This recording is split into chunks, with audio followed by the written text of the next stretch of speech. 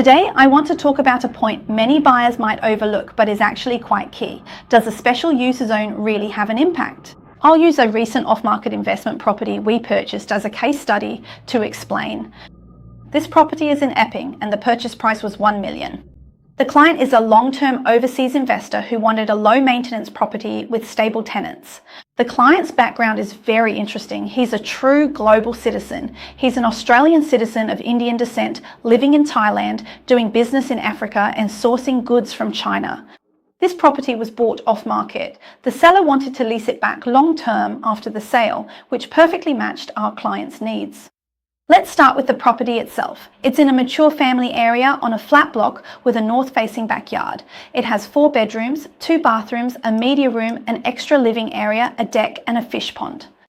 From both a living and rental perspective, it's a fully functional and very practical house, and the price was within a reasonable range. But the issue is that just one house away and across the road, there's a special use zone.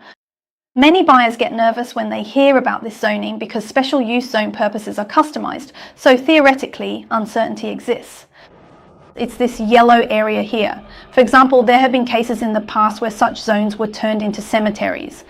We conducted investigations in several areas. First, checking the specific use in the planning scheme. Second, looking at current land use. And third, examining the surrounding overlays. The results showed that this special use zone is currently for sports and recreation, with a bowling green and sports facilities already on site. The planning indicates a continuation of these functions rather than an open-ended use. Looking at the land below, it also has a vegetation and ecological protection overlay, meaning strict protections for flora and the environment, so development potential is very limited. So overall, this special use zone doesn't pose a negative impact and even provides a degree of long-term stability. Through this case, I want to emphasize that due diligence for every property might have different focus points before purchase. When buying a house, we must investigate every detail thoroughly beforehand to ensure there are no regrets after the purchase.